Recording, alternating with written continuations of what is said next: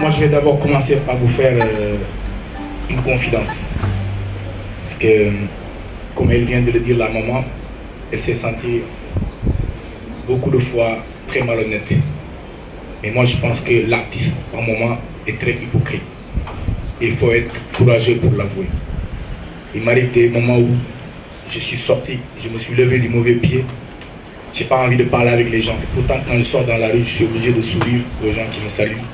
Je suis obligé de donner 10 minutes à quelqu'un qui va me parler de « ouais, mais alors vous en êtes où avec l'album et tout ?» Alors que moi, dans ma tête, c'est autre chose. Alors que j'avais pas envie de parler avec eux, alors que j'avais envie d'être tout seul.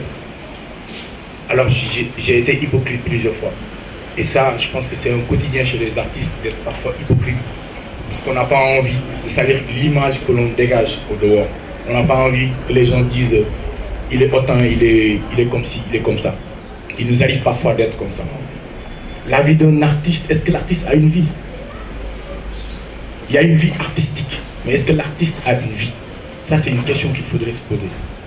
La vie artistique, c'est ce qu'on partage avec vous.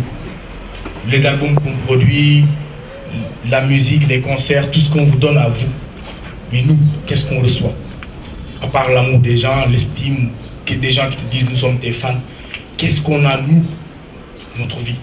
Si vous faites un tout petit peu de l'histoire, vous verrez que sur 10 artistes, les 7 ont échoué dans leur vie privée. Par exemple, quand on parle de la richesse africaine, on parle, ouais, vous avez une ressource humaine importante, vous êtes un continent de jeunes, vous avez du pétrole, de l'or, du fer, mais on oublie les valeurs que nous avons et que les autres continents n'ont pas forcément. La première valeur, c'est le vivre en commun. Parce que s'il n'y avait pas la modernité, nous on serait toujours avec le puits du village ou le puits du quartier. Et tout le monde va aller puiser de l'eau là-bas. On est obligé d'être en communauté. S'il n'y avait pas de robinet pour chacun chez soi, dans sa toilette, la personne maintenant, elle ne peut pas sortir de sa chambre, puisqu'elle a son frigo dans sa chambre, ses toilettes et tout. Il a tout ce dont il a besoin dans sa chambre. Donc la modernité nous a joué des tours. S'il n'y avait pas la modernité aujourd'hui, ce qu'on partage tous, c'est-à-dire nous les humains, les animaux et même la nature, c'est l'air. Et la modernité est en train de polluer cet air. Ça veut dire qu'on n'a pas d'espace, on n'a plus rien. La modernité, le capitalisme, se faire de l'argent, du profit, comme vient de le dire Achille. C'est le profit qui anime ce monde. Où est-ce que nous sommes? Les questions, il faut se les poser, mais il faut être courageux pour l'accepter. Nous sommes une génération sacrifiée. C'est ça, il faut le reconnaître et le savoir tout de suite. Ne pas démissionner, certes, mais construire pour le futur. Et penser que nous sommes en train de planter des arbres que nous n'allons jamais manger de ces fruits. Et ça, c'est hyper important. Voilà une personne qui a envie de vivre en commun. Le villageois qui plante un arbre et qui sait que cet arbre-là va grandir au bout de 30 ans et donnera des fruits peut-être dans 45 ans. Il ne va pas y goûter à ces fruits. C'est quelqu'un qui a envie de faire quelque chose. Et ce sont des images, je pense, qui sont très importantes, qu'il faut vulgariser. Quand quelqu'un vous dit qu'elle avait envie de rester dans son petit village, moi je comprends pourquoi. Parce que dans le village, on a un grenier et c'est tout le monde qui vient prendre du mil, de l'arachide, des trucs, et tout le monde va cuisiner chez lui. À Kaolack, c'est pas loin, c'est une ville presque moderne. Moi, il nous arrivait des fois où la maman d'à côté, elle se mettait sur une pierre pour dire à ma tante, donne-moi du sel pour continuer à faire sa cuisine. Ça c'est quoi?